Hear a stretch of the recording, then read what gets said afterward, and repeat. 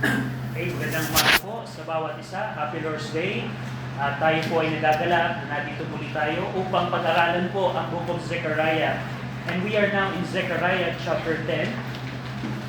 And may request to open your Bible in Zechariah chapter number 10. Zechariah chapter number 10. Ito pong Book of Zechariah or si Prophet Zechariah, siya po ay bahagi ng post-exilic prophet. Hindi lang siya oral prophet, kundi writing prophet din po si Zechariah. At dito, ang pinaka-focus ni Zechariah ay upang tulungan ang mga Jewish remnant or mga Jewish returned exiles na itayo muli ang Second Temple. And we saw that sa mga early chapters ng Book of Zechariah. And here in chapter 9 to 14, dito po ipinakita ng Panginoon kay Prophet Zechariah ang una at ang pangalawang pagdating po ng hari ng Jerusalem or ang ating Panginoong Kristo, the King of Kings and Lord of Lords. Alam natin na fulfill po yung first coming 2,000 years ago nung si Jesus Christ po ay ipanganak sa Bethlehem.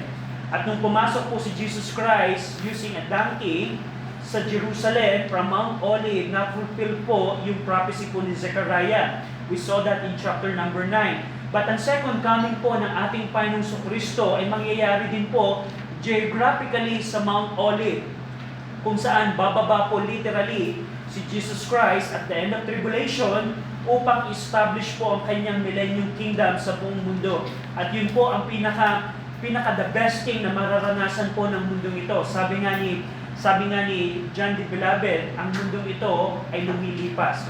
Are you glad na ang mundo nating ginagalawan, pass it away, na ang sistema ng mundo at kasalanan ng mundo ay lilipas. At yun ay tutuldukan when Christ come sa second coming po niya.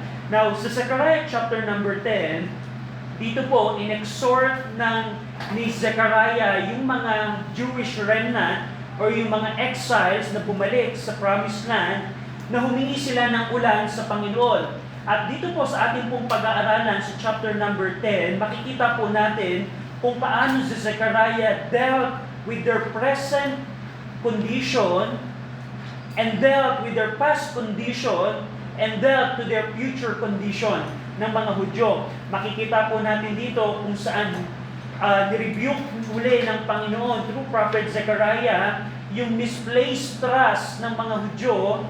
Instead na sa Panginoon sila nagtitiwala sila sa mga idols, nagtitiwala sila sa mga false god. At dito ipinakita muli ng Panginoon kay Zechariah yung una at pangalawang pagdating ng ating Panginoong Kristo. We're going to see all of this. But ngayon po, before we see this, babasahin ko po yung Zechariah ng chapter 10 verse 1. Sundan po ninyo ako sa inyo pong mga Bible. Zechariah 10:1. As ye of the Lord reign in the time of the latter rain, so the Lord shall make bright clouds and give them showers of rain to everyone grass in the field. Shall we pray? Ama namin Diyos na makapangyarihan sa lahat, salamat Ama dahil ang presensya po ninyo ay nandito po, kapiling po namin. Salamat Ama dahil ang banal na Espiritu ay nananahan sa bawat mananampalataya. At salamat din Ama dahil sinabi po ng inyo pong salita na kung merong 2 o 3 nagtitipon sa pangalan po ng aming Panginoong Kristo, ay nandito po ang presensya ng aming Panginoong Kristo. Salamat Ama dahil napakabuti po ninyo sa amin. Salamat dahil meron po kaming salita po ninyo na aming pong mapapag-aralan. We pray na ang mga katotohanan na aming pong malalaman sa Book of Zechariah, especially ang katotohanan ng pagkakaroon ng shepherd ng aming pong buhay ay mai-apply namin ito sa aming pong mga buhay. Tulungan niyo kami na laging tumingin sa pagbabalik ng aming Panginoong Kristo at tulungan niyo po kami na palaging kumilos sa kalooban po ninyo. Tulungan niyo kami Ama sa ngalan ng aming Panginoong Kristo. Amen. Now, I want you to remember na yung condition po ng mga returned exile, hindi po ibig sabihin that they return to the land ay okay na po ang lahat. Because when they return to the land, the city is destroyed economically, sa society po nila, hindi po maayos. And they're trying to rebuild that. And one aspect po na merong problema during the time of Zechariah is their economy. Go over in Haggai chapter number 1. Balikan po natin ito.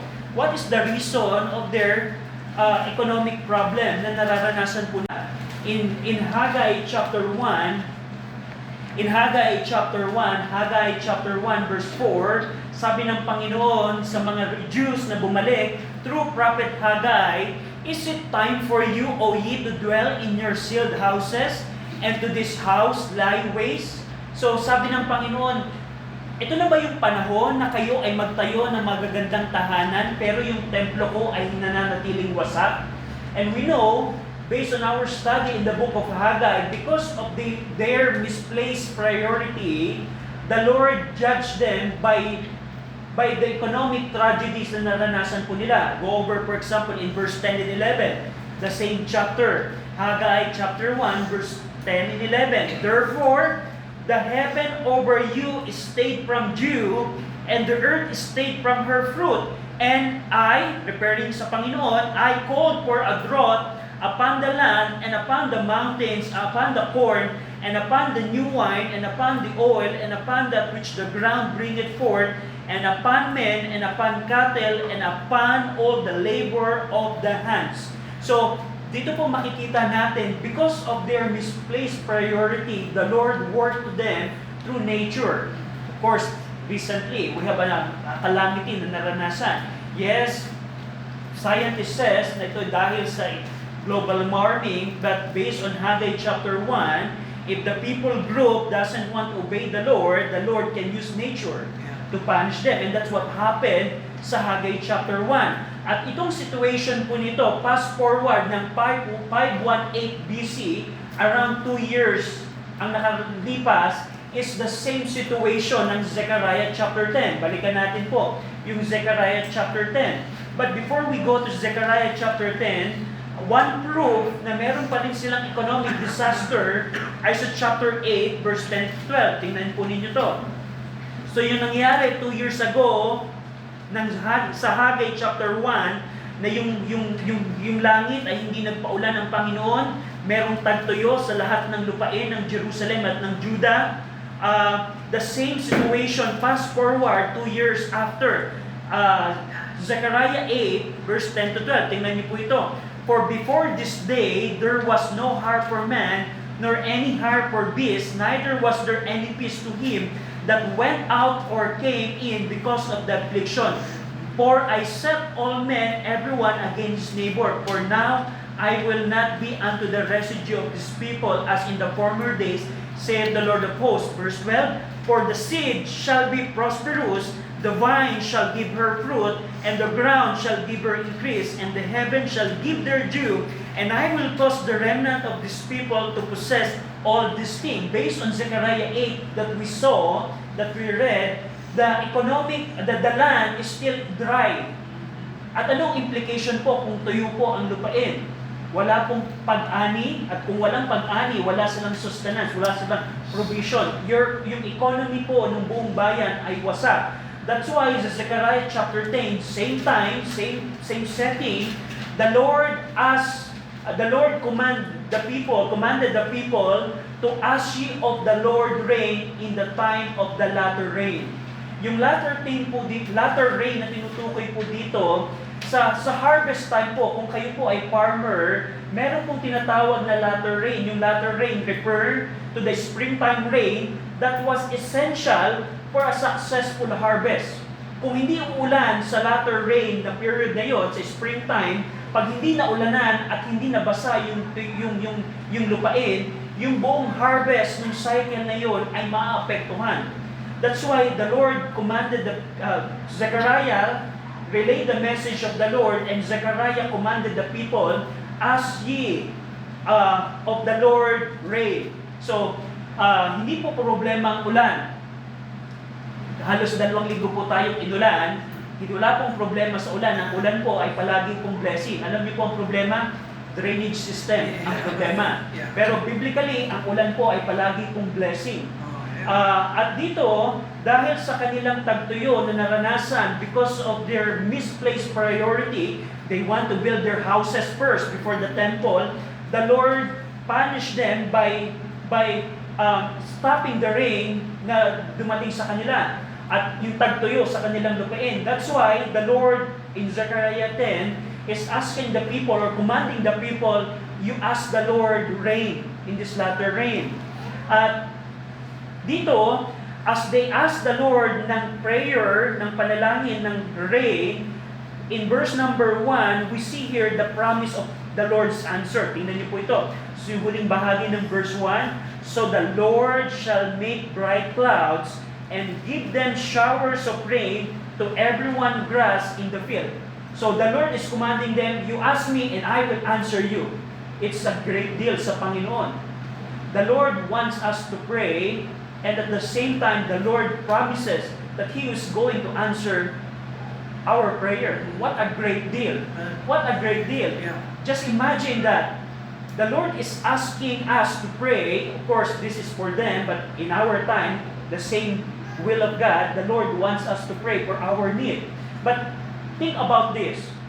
The Lord is asking you to pray, and He's promising you that He will answer your prayer. What a great deal sa Panginoon. Lord, you want me to ask prayer to you sa aking mga pangangailangan, and at the same time, you promise that you're going to answer my prayer? I want to pray. I don't know you, but I want to pray. Verse 1 says, what a package. What a great package. God, Almighty God, who can do all things, na walang imposible sa Kanya, He wants me to pray, and He promised that He's going to answer a prayer. Ano pa ang reason for us not to pray? That's right. Ano pa yung reason mo, Christian, for not praying to the Lord? But here, we see a great response ng sagot ng Panginoon. He ensures na magpapadala siya ng bright clouds. Yung bright clouds, ito yung clouds na puro kidlat. Nakakita na ba kayo ng bright clouds na kumikidlat? Ano po ang indication nun? It would be a heavy rain. Ano pa? Sabi ng Panginoon, not only He will make bright clouds, He will give them showers of rain.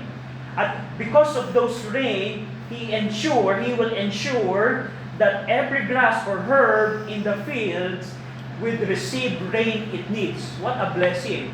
Dahil sa kanilang misplaced priority, now the Lord is commanding them, you ask me a rain and I will give it to you. So that itong cycle ninyo, of course, sa farmer, hindi po laging time na magtanim. Kung kayo po ay farmer, alam nyo na may season ng pagtatanim at may season ng harvest. And ito yung opportunity for them na ma-fulfill yung Zechariah 8:12 na magiging prosperous yung land nila. But the Lord is asking them to pray and He will answer the prayer. Now, verse number, and go over first in Jeremiah 14.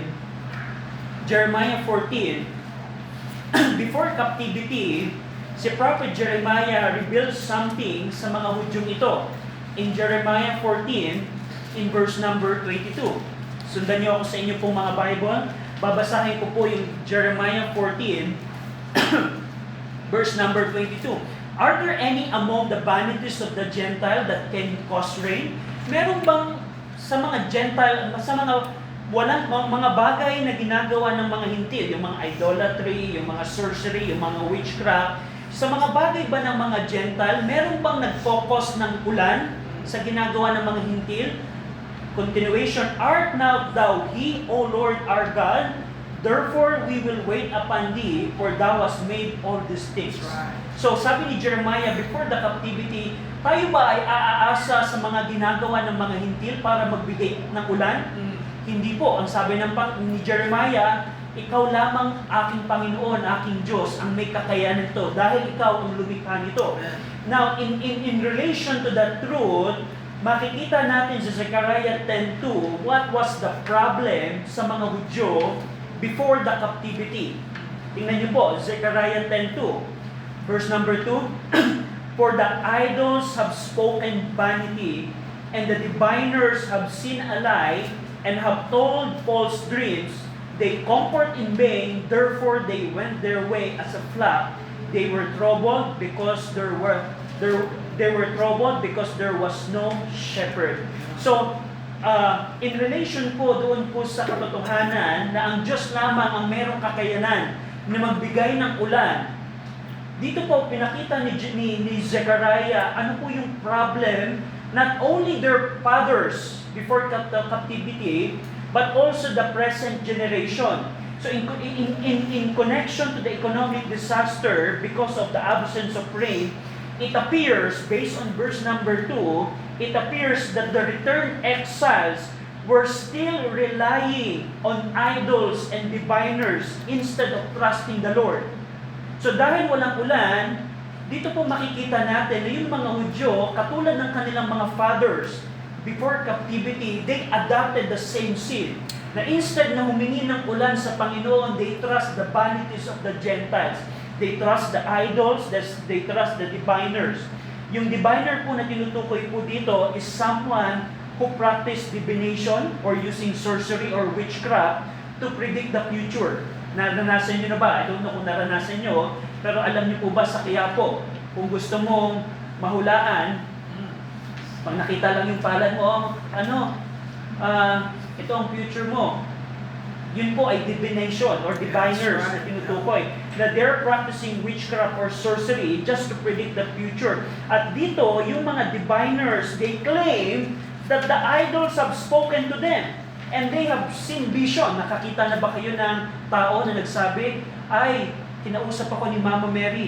At ang sabi sa akin ni Mama Mary, ganito ang gawin natin. At yung mga tao, pinapakinggan naman yun.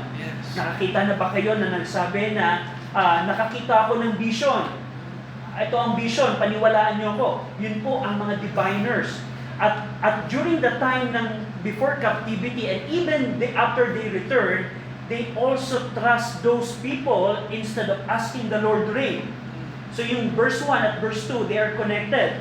And ito pong mga itong mga diviners, they claim that the idol have spoken to them, and not only that, they claim that they have seen vision, which they use to offer comfort to the people. Pansin nyo sa verse number 2, and have told false dream, they comfort in vain. The diviners comfort in vain. Magtiwala kayo sa akin kasi nakakita ako ng vision. Gawin nyo lang ito at uulan na. Mag-offer lang tayo ng isang feast, ating santo, at magkakaroon tayo ng great harvest. Diba? Sa mga probinsya, kapag kailangan ng ulan, ng magandang ani sa panibagong taon, anong ginagawa po ng mga pagans? Nag-o-offer sila sa mga Diyos-Diyosan. At yun ang nagiging comfort sa kanila. Na, pagtiwalaan natin itong si santo na ito, itong Diyos-Diyosan na ito. At yun ang nagiging comfort sa mga tao. At the same time, na nangyari po sa mga Hudyong ito, they comfort in vain. The diviners comfort them by saying, the idol have spoken to me, and I saw vision. But all of this, sabi ng Panginoon, all of this is vanity, lie, falsehood, and ultimately in vain. Makikita po ninyo yan sa verse number 2.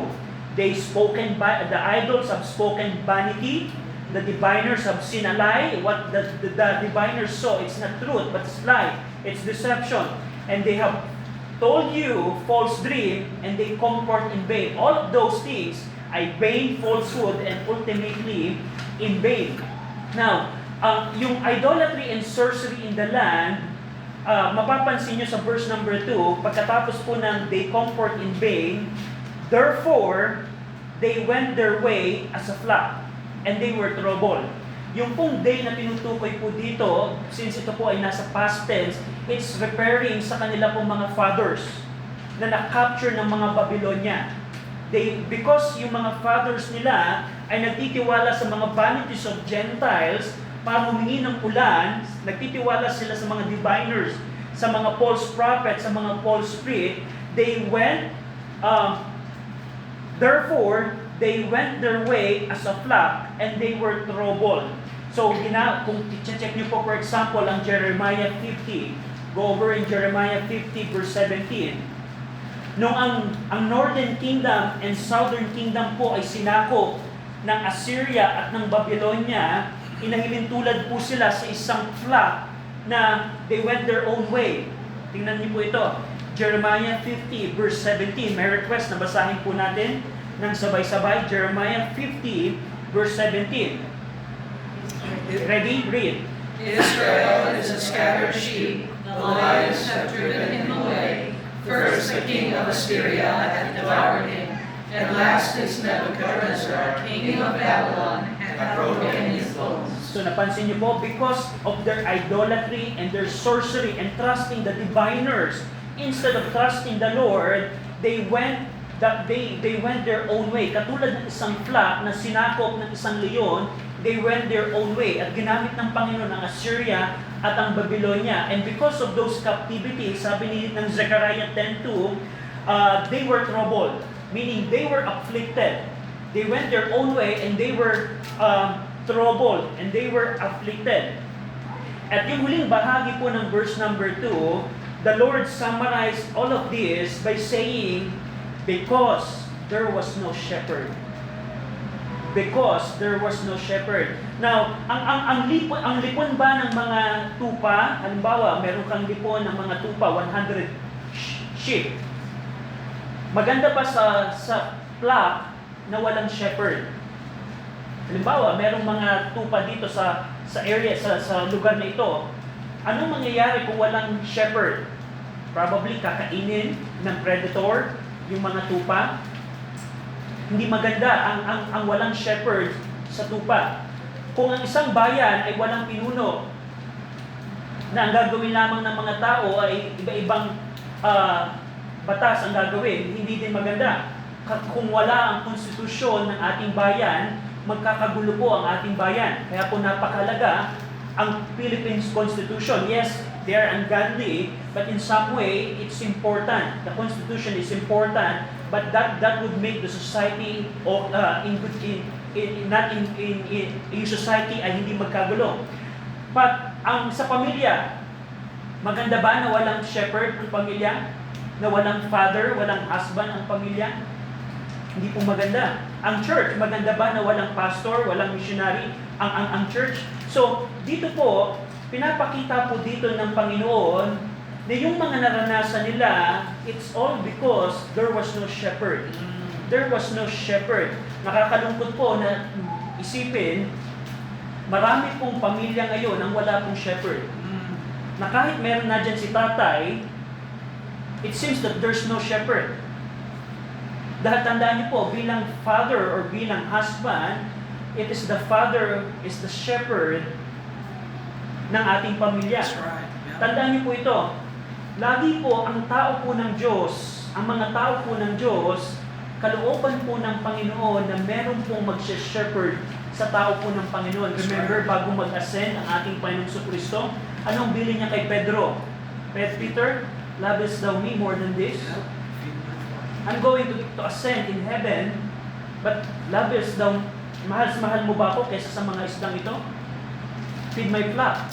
The Lord always wants na merong maging shepherd sa kanyang mga tao. At dito po sa nation Israel, the Lord is setting the prophets and the priests to become the shepherds ng kanila pong bayan. At sa ating pong mga pamilya, sino po ang shepherd ng ating mga pamilya? Kanino po inutos ng Bible ang pag-brings sa nurture and admonition of the Lord? It was sa mga fathers. Ang nakakalungkot lamang po, marami pong pamilya ngayon ang wala pong father. Not only literally walang father, either ang father ay nasa abroad, and that's not the will of God. Ang tatay na pupunta ng abroad para lamang ma-provide yung financial na aspeto ng pamilya, pero wala ka dun sa pamilya mo, it's not the will of God. Pwede ka bang mag-alaga ng 10 kambing or 10 tupa na online lang? Let's say, mag-invest ka. Oh, it's a good invest. Halimbawa, mag-invest ako sa Candelaria, maraming lupain. And sabi ko, I'll just buy 10 cows and I'll just online with the cows. It's not good, right? So, ganun po ang setup ng maraming pamilya ngayon.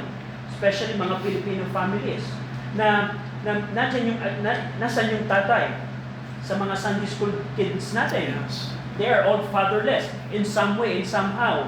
Na kahit nadyan si tatay, hindi siya-shepherd ng tatay ang mga anak. Maraming churches ngayon ang wala pong shepherd. Not ibig sabihin na walang pastor, but we're going to see here na yung bansang Israel, before their captivity, they have prophets and priests.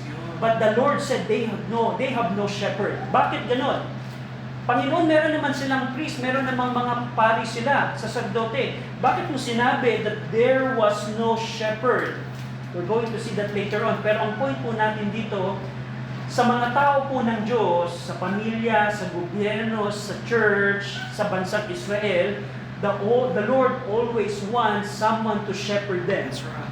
Yeah. Sa mga kababaihan po, especially sa mga dalaga po, ang tema po ng feminism ng mundo, which is against sa salita ng Panginoon, kung ikaw ay women, you can also do what men can do. But hindi po yan ang disenyo po ng Panginoon.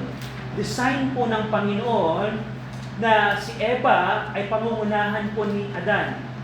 Hindi po disenyo ng Panginoon na I'll be a superwoman. Kung anong kayang gawin ng men, ay kaya ko din gawin.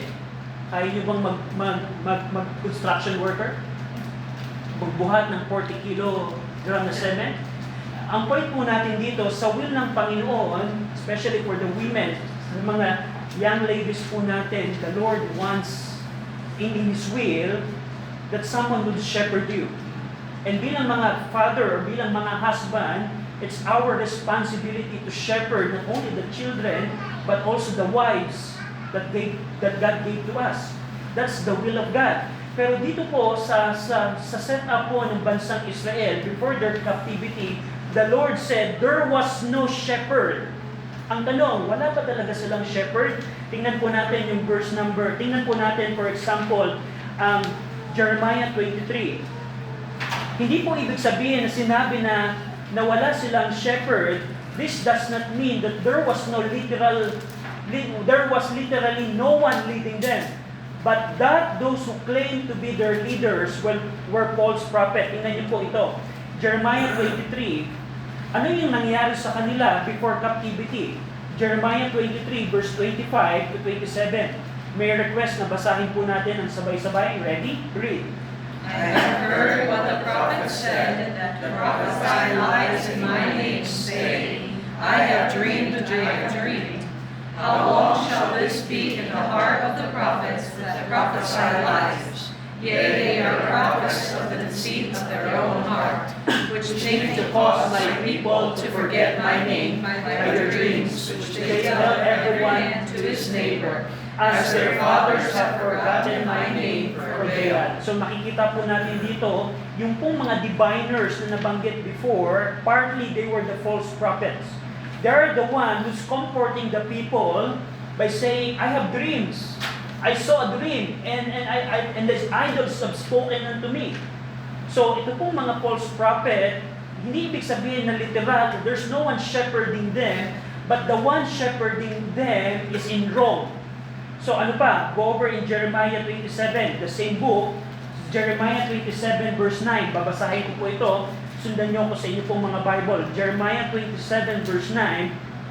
Therefore, hearken not ye to your prophets, nor to your diviners, nor to your dreamers, nor to your enchanters, nor to your sorcerer, which speak unto you, saying, Ye shall not serve the king of Babylon. They comfort in vain. Jeremiah 29:8. Go over in Jeremiah 29:8. Jeremiah 29 verse 8. Sundan niyo po ako.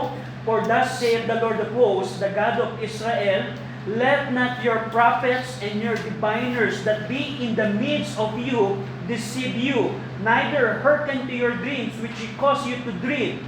So, meron silang prophets, meron silang diviner, and Lamentations 2:14. Same author, Lamentation 2, verse 14.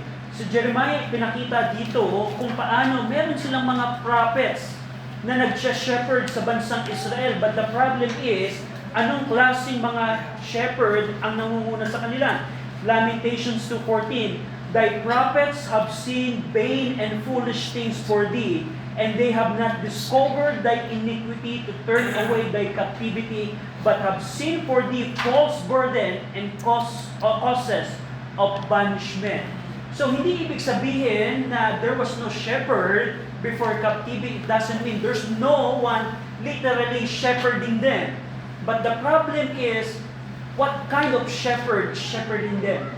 Now, bilang application, it's not okay just to say, oh, the family is okay because the father is there. But the question is the father really shepherding yung family? It's not okay to say, oh, they have a pastor. At least they have a pastor. But the question is, what kind of pastor ang nagse-shepherd sa kawan ng Panginoon? That's right. At yun ang problema po sa kanila. The Lord said there was no shepherd, pero ang ibig sabihin nito, nililid ng shepherd ang kanyang mga tao, ang tao ng Panginoon, into wrongdoings, ng maling pamamaraan. So, maling pamamaraan. So, not only that, kung titingnan po ninyo, go over in Hosea chapter 4, not only the prophets, but also the priests. Ang prophet and priest, ito po yung mga anointed offices sa Old Testament na ang trabaho po nila ay gabayan ang mga Hudyo sa salita po ng Panginoon. But ang problem is in Hosea chapter 4, tingnan niyo po ito, Hosea chapter 4, verse 6 to 13, sundan niyo po ako. My people are destroyed for the lack of knowledge. Because thou hast rejected knowledge, I will also reject thee.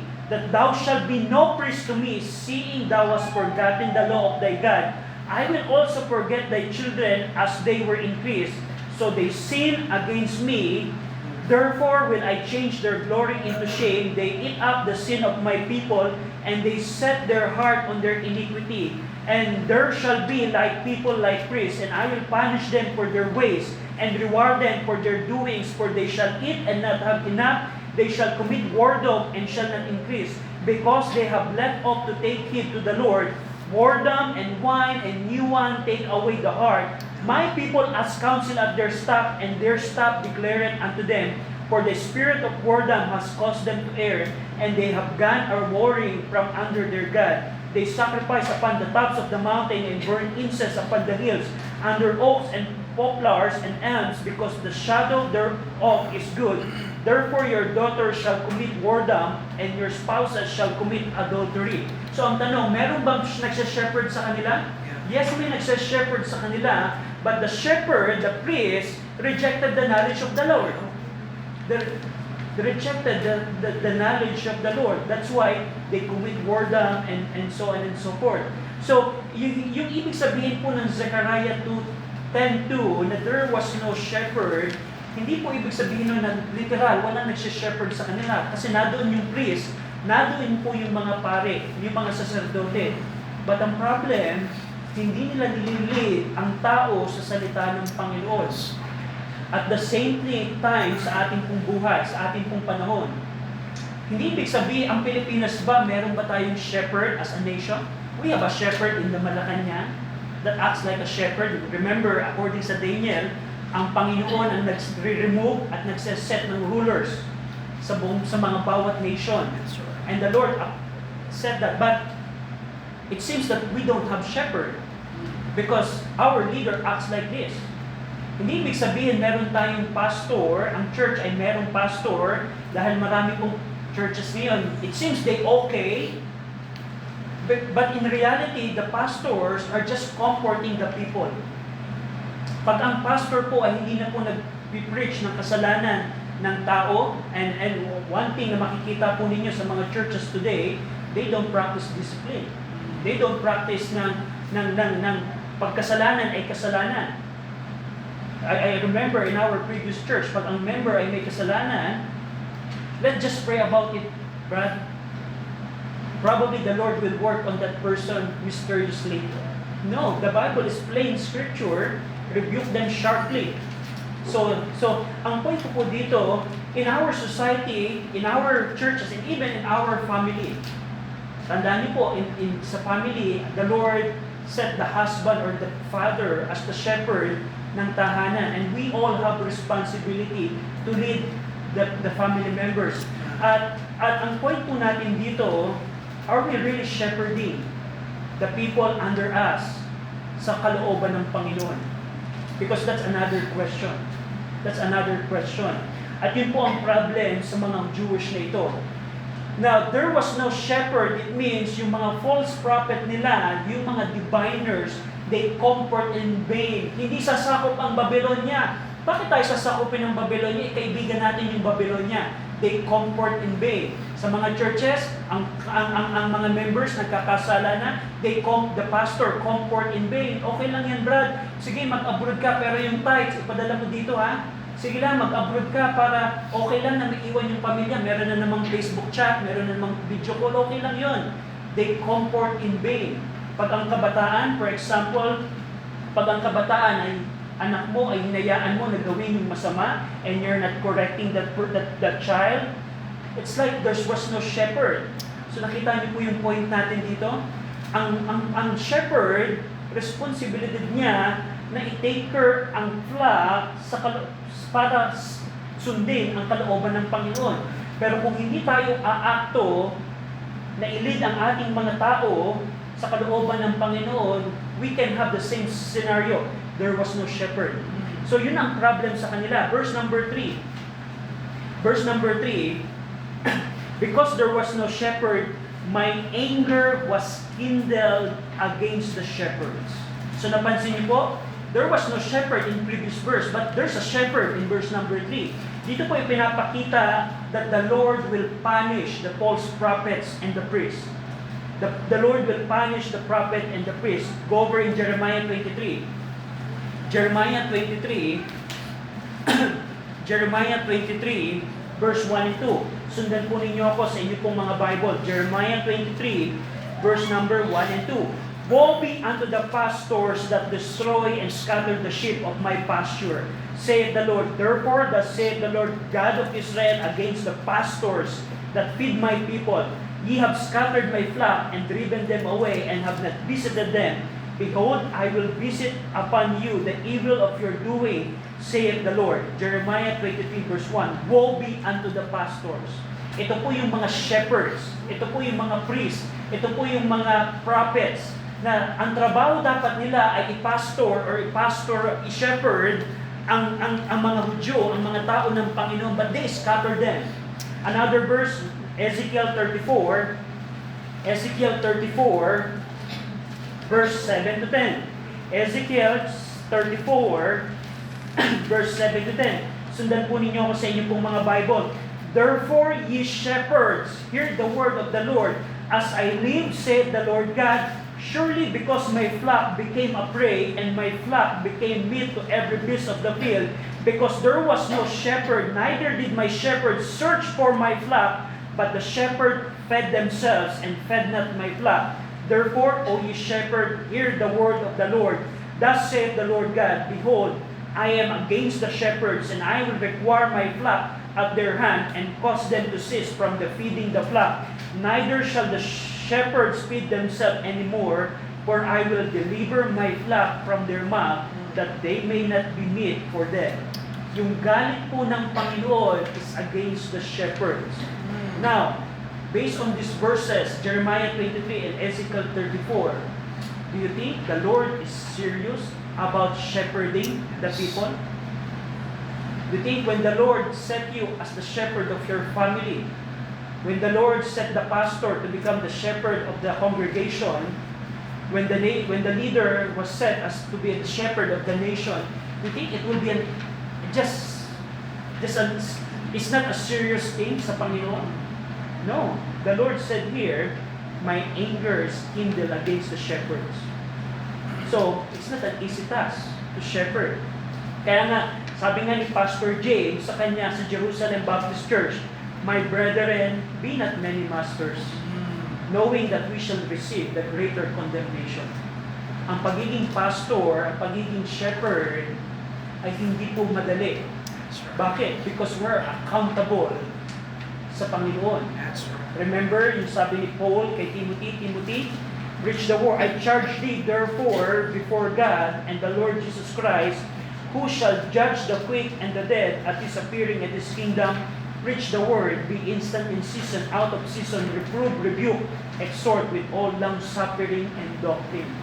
Shepherding is a serious thing sa Panginoon. I just can remember yung mga anak na pinagkatiwala sa akin. Darating yung time, I'll be accountable in the judgment seat of Christ. I'll be accountable. Yung mga anak na binigay sa atin. Kung sakaling maging pastor ka sa inaharap, everyone na pinagkatiwala sa iyo ng Panginoon, you will be accountable. Because shepherding sa Panginoon is a serious thing. We better be careful in what we're doing. So, the Lord, not only that, sa verse number 3, not only He will kindle, His anger was kindled against the shepherds. Ito po yung mga priests, mga false prophet before captivity. Nabanggit din ng verse number 3, I punish the goats. Yung mga goats po dito na tinutukoy, ito po yung mga Assyrian king and Babylonian king. You can check Isaiah 10:12 and Jeremiah 25 verse 12. Yung pong goats na tinutukoy dito, it represent yung mga pagan kings. Remember, ginudge ba ng Panginoon si Nebuchadnezzar? Ginudge ba ng Panginoon yung mga Assyrian king? The Lord judged them or punished the goats or the pagan kings. And last part ng verse number 3, the Lord of hosts had visited his flock, the house of Judah, and had made them as his goodly horse in the battle. So, pagkatapos i-deal ng Panginoon yung present condition nila, they have economic disaster, pagkatapos i-review yung kanilang past before captivity that there was no shepherd, the Lord looks forward sa pagdating po muli ng hari ng ating Panginoong Kristo. After the punishment and anger of the Lord, Zechariah looks forward to the day when the Lord of hosts will visit his flock. And this flock refers to the house of Judah. Sa house of Judah. On that day, the house of Judah will be established to finish the battle of Armageddon. Mapapansin nyo, the Lord had made them as his goodly horse in the battle. Yung house of Judah po will become a goodly horse in the battle. Pagdating po ng ating Panginoong Kristo, He will come with His saints. And of course, ang mga saints po ng Panginoon, not only the house of Judah, the saved Jewish people ng Judah, yung pong mga saints na kasama po ni Jesus Christ sa kanyang second coming, we will fight along with our Savior, with our King, with our Lord Jesus Christ.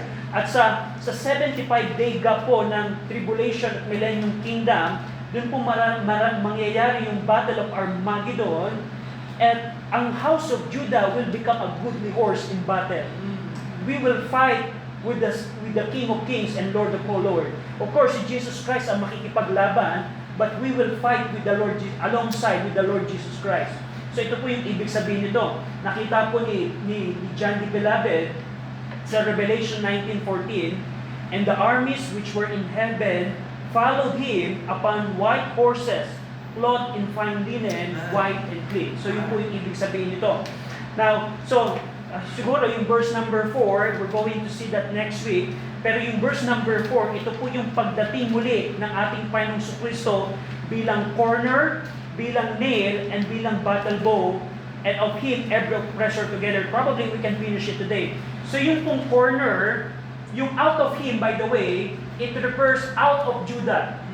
Out of him, yung him na pronoun dito refers sa Judah. Out of Judah came forth the corner. Si Jesus Christ po dumating dito sa mundong ito bilang cornerstone. That's right. Sa architectural po, sa isang building, yung cornerstone po, yun po yung unang tinatatag sa isang building. Doon po babase yung mga measurement bago pa po ilagay yung foundation. At si Jesus Christ po ang ating cornerstone, meaning siya po ang block, a critical block that support the entire foundation for the believers. We can rely on the Lord Jesus Christ because He is the corner. He came as a corner. Pangalawa, He came as nail. The King came as a nail.